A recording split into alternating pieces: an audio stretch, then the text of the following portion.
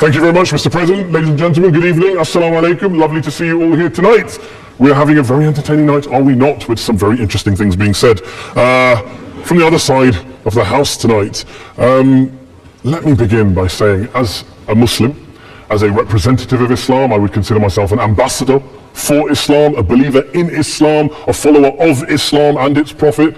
So in that capacity, let me begin by apologizing to Anne-Marie for the Bali bombings. I apologize for the role of my religion and me and my people, for the killing of Theo van Gogh, the 7/7. Yes, that was all of us. That was Islam, that was Muslims, that was the Quran. I mean, astonishing claims to make in the very first speech tonight, on a day like today, where the Conservative Prime Minister of the United Kingdom is having to come out and point out that these kind of views are anathema. And I believe you're trying to stand for the Labour Party to become an MP in Brighton. If you do, and you make these comments, I'm guessing you'll have the whip withdrawn from you, but then again, UKIP's on the rise, they'll take you, the BNP, they might have something to say about your views. This is what Mehdi Hassan always does. By the way, just on a factual point, since we heard a lot about the second speaker, about how backward we Muslims all are, on a factual point, you said that Islam was born in Saudi Arabia. Islam was born in 610 AD. Saudi Arabia was born in 1932 AD. So you were only 1,322 years off. Not bad? Not bad start there. Talking of maths, by the way, a man named Al-Khawarizmi, one of the greatest mathematicians of all time, a Muslim, worked in the golden age of Islam. He's the guy who came up with not just algebra, but algorithms. Without algorithms, you wouldn't have laptops. Without laptops, Daniel Johnson tonight wouldn't have been able to print out his speech in which he came to berate us Muslims for holding back the advance and intellectual achievements of the West, which all happened without any contribution from anyone else other than the Judeo-Christian people of Europe. In fact, Daniel David Levering, the author of the Pulitzer Prize-winning historian and author of The Golden Crucible, pointed out that there would be no Renaissance, there would be no Reformation in Europe without the role played by Ibn Sina and Ibn Rushd and some of the great Muslim theologians, philosophers, scientists in bringing Greek texts to Europe. As for this being our university, I will leave that to the imagination as to who is our and who is there. I studied here too. An astonishing set of speeches so far making this case tonight. A mixture of just cherry-picked quotes, facts and figures, self-serving, selective, a farrago of distortions, misrepresentations, misinterpretations, misquotations. Daniel talked about my article in the New Statesman, which got me a lot of flack, where I talked about the anti-Semitism that is prevalent in some parts of the Muslim community, which indeed it is. Of course, I didn't say in that piece that it was caused by the religion of Islam. In fact, modern anti-Semitism in the Middle East was imported from, finish the sentence, Judeo-Christian Europe, where I believe some certainly bad things happened to the Jewish people. In fact, Tom Friedman, Jewish-American columnist in the New York Times, told me in this very chamber last week that he believed, had Muslims been running Europe in the 1940s, 6 million extra Jews would still be alive today. So I'm not going to take lessons in anti-Semitism from someone who's here to defend the Judeo-Christian values of a continent that murdered 6 million Jews. Moving swiftly on. Yes. Absolutely. Well, I'm about to make that point. No, I'm about to make that point. You're right.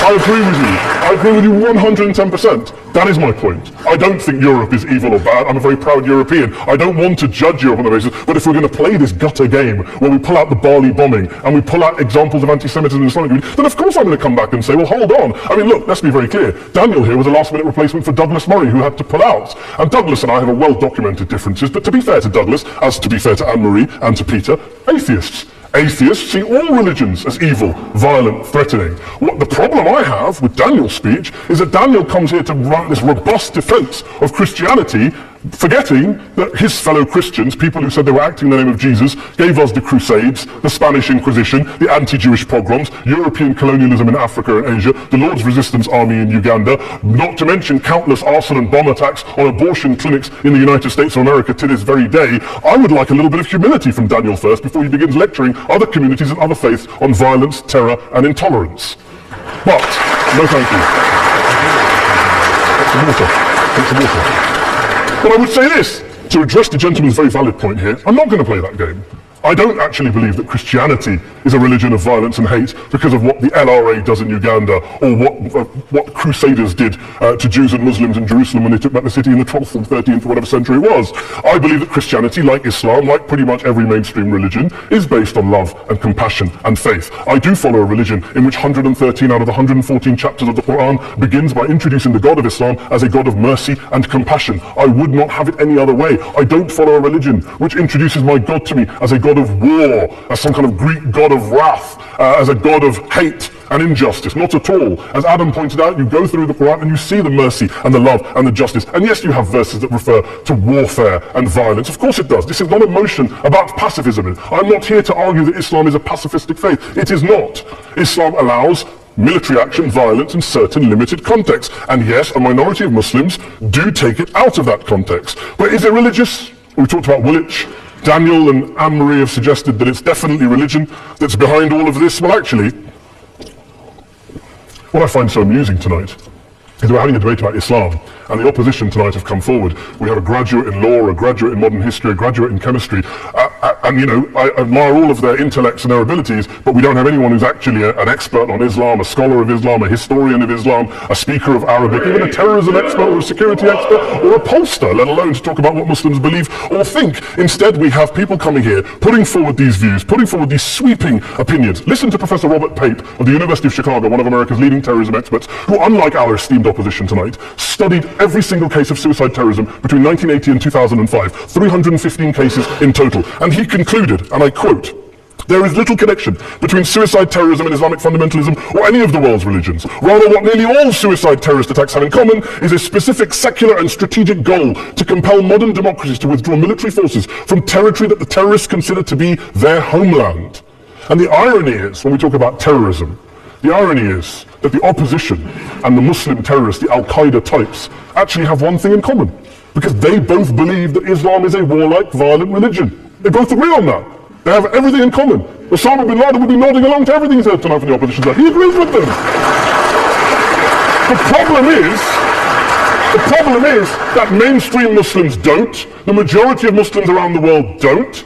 In fact, a gentleman here started quoting all sorts of polls. Gallup carried out the biggest poll of Muslims around the world of 50,000 Muslims in 35 countries. 93% of Muslims rejected 9/11 and suicide attacks. And of the 7% who didn't, they all, when polled and focus grouped, cited political reasons for their support for violence, not religious reasons. And as for Islamic scholars and what they say, well, Daniel talks about our University of Oxford. We'll go down to Oxford Centre for Islamic Studies, get hold of a man named Sheikh Afifi al-Akiti, who is a massively well-credentialed and well-respected Islamic scholar, who has studied across the world, who in the days after 7/7 published a fatwa denouncing terrorism in the name of Islam, calling for the protection of all non-combatants at all times, and describing suicide bombings as an innovation with no basis in Islamic law. Go and listen to Sheikh Tahir al-Qadri, one of Pakistan's most famous Islamic scholars, who published a 600-page fatwa condemning the killing of all innocents and all suicide bombings unconditionally, without any ifs or buts.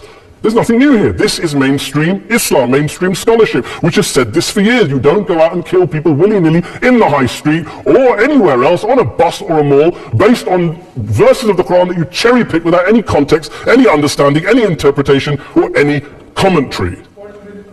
Please. Well, it doesn't happen apparently. I didn't say it doesn't happen at all. I never said it didn't happen. I don't blame Islam. Yes, it's a very good point. And a lot of us are campaigning against that. And we're campaigning against it in the name of Islam. We're campaigning against it in the name of various interpretations of Islam. Anne-Marie comes and scares us with her talk of Sharia law. I would like to see the book of Sharia law. It doesn't exist. People argue over what Sharia law is.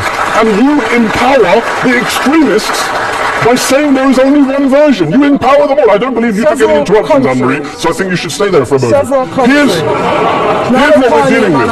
Here's what we're dealing with. I took your point. Here we are dealing with a 1400-year-old global religion followed by 1.6 billion people in every corner of the world, a quarter of humanity, of all backgrounds, cultures, ethnicities. And yet the opposition tonight wants to generalize, stereotype, smear in order to desperately win this debate.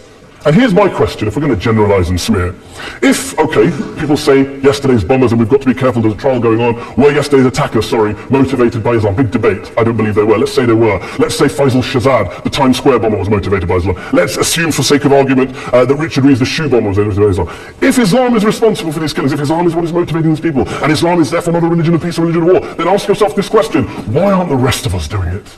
Why is it such a tiny minority of Muslims are interpreting their religion in the way that the opposition claim they are? Let's assume there are 16,000 suicide bombers in the world. There aren't. Let's assume there are for the sake of argument. That's 0.001% of the Muslim population globally. What about the other 99.99% of Muslims who the opposition tonight either ignore or smear? The reality is that the rest of us aren't blowing ourselves up tonight. The reality is that the opposition came here tonight not worried about the fact that me and Adam might pull open our jackets and blow ourselves up tonight because we're followers of a warlike warrior religion which wants to take over Europe and Daniel's University. The issue is this.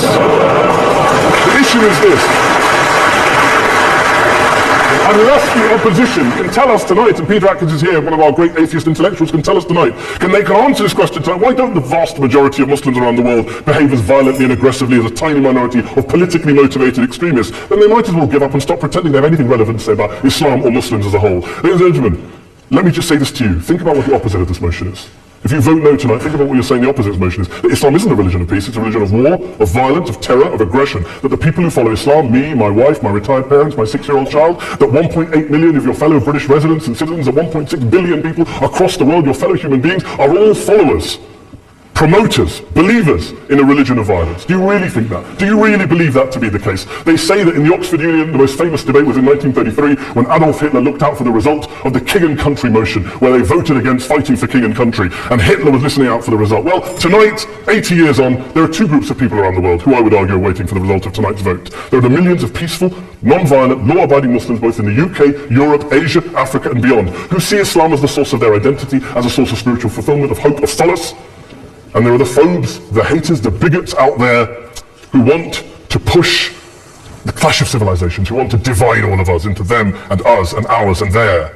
Ladies and gentlemen, I urge you all not to fuel the arguments of the phobes and bigots. Don't legitimize their divisions. Don't legitimize their hate. Trust those Muslims who you know, who you've met, who you hear, who don't believe in violence, who do want you to hear the peaceful message of the Quran as they believe it to be taught to the majority of Muslims, the Islam of peace and compassion and mercy, the Islam of the Quran, not of Al-Qaeda. Ladies and gentlemen, I beg to propose this motion to the House. I urge you to vote yes tonight. Thank you very much for your time.